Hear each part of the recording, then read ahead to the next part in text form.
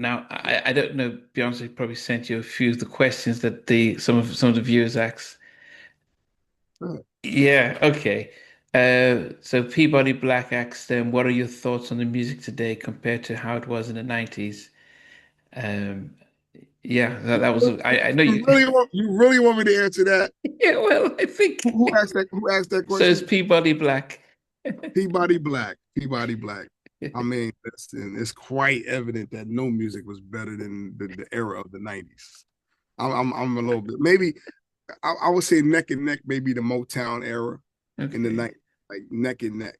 As far as just an era of great music and style, I'm gonna go with the Motown era in the 90s. That's the greatest eras of music. Um, I just think that there's a reason why. I just think that the substance of it is the reason why. I think technology, even though I'm a big technology person, but I think technology hurt our industry in many ways. I think in the 90s, the producer, the songwriters, the artists were all in the studio together, creative. Now I think a lot of what you hear today is file sharing.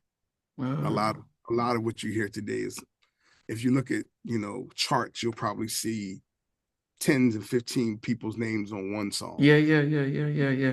It means it's just file sharing going on all around. Let's see this person with this person going. Let's send it to this person. See what the labels don't even operate in a real way of A&R anymore.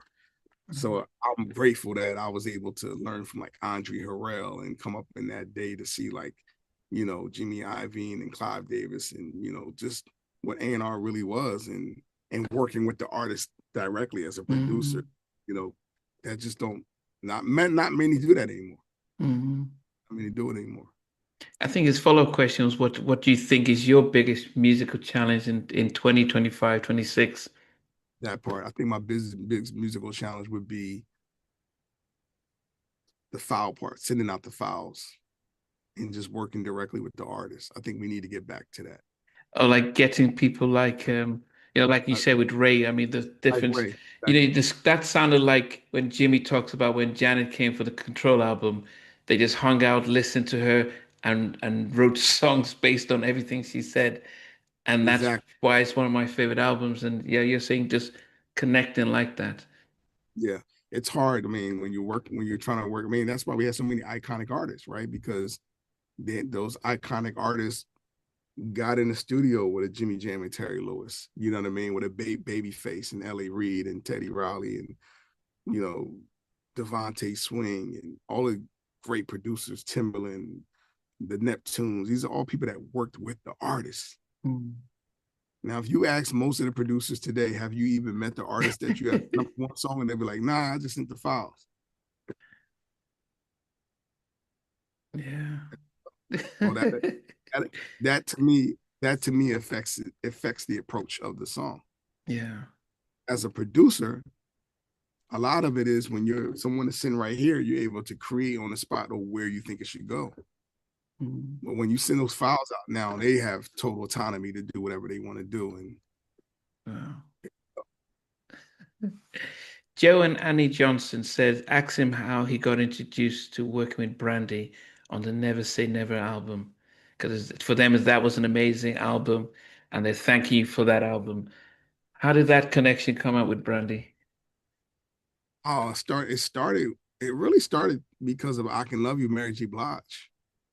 So Oh, it's funny how certain songs lead to the next song. So the Things You Do by Gina Thompson got the attention of Mary J. Blige. mm, So that led me in the studio to work with Mary. I Can Love You got the attention of Paris Davis, which was Brandy's A&R. okay.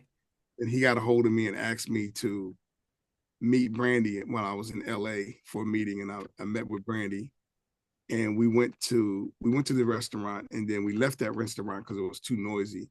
We ended up going to Jerry's Deli, and we were in there, and we talked about music. And the next thing you know, the next day I was in the studio 5 days in a row, and we did 5 songs that all of them were on Never Say Never, Never Say Never, Learn the Hard Way, Angel in the Skies, and Happy. Those are like the first 5 songs we did, and then we just started doing more. Then came The Boy's Mind and Sitting on Top of the World, and a couple more. So super grateful for just that Paris Davis, connected us to do that. Again, it goes back again, back in the day when A&Rs were real Yeah, A&R, and yeah, they yeah, had vision, right?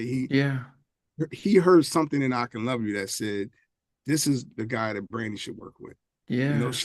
They were, it wasn't like Brandy wasn't okay. She was fine with Keith Crouch. But There was that's what nothing wrong with that, I was gonna ask you, how did, right? because I actually There was loved nothing that wrong with debut wanting to be, album with Keith. yeah, I there was thought, nothing wrong with wanting to be down and all those baby, baby, baby and all those great songs that they had. But Paris came on after that. He wasn't the A&R for that project. So okay, he came on, he had a different vision. And I think he wanted her to hit a little bit more, some hip hop sonics on top of, R&B stuff. So that's what I think Keith was more funk driven. but a So lot I of think that, people, that was their favorite album. I mean, that was their favorite album. And I wonder, did you ever speak to Keith Crouch? Did he ever say, was there any awkwardness about you just took over? no, no, not at all. No, not at all. Um, I don't, I think they might even, I'm pretty sure they're related somewhere, something like that. Okay. I think Keith and Brandy are related somehow. Okay. So it But wasn't that he took it personal and no, no, not at all. If anything, I put him on the Full Moon album. So if you go on the Full Moon album, there's a song on Full Moon produced by Keith Crouch, because I'm the one that said we need Keith on this album. Again, it goes back to just respect, like, yeah. what I mean, like just homage, like, yo, we need Keith on this album. But I've always been a fan of Keith. I thought he was a really good producer. Hey guys, thanks for watching. Thanks for being a part of Halftime Chat. Please remember to subscribe, share, and comment. But most importantly, why don't you become a member of Halftime Chat? We've got amazing videos, amazing perks, and being able to support the channel. But anyway, thanks for watching. Take care. I never participated in that category. And somewhere in between us for even loving us, on which I didn't miss you with. What was it like growing up? She's still making an impact on 4 houses down. I have a couple pieces. trying to get this one and that one. That works for you, but just for me, No. Okay, you okay? They don't understand what Jonas Boys are winning all spirits. Play it. And all these guys, they all work together. I mean, I love all different genres.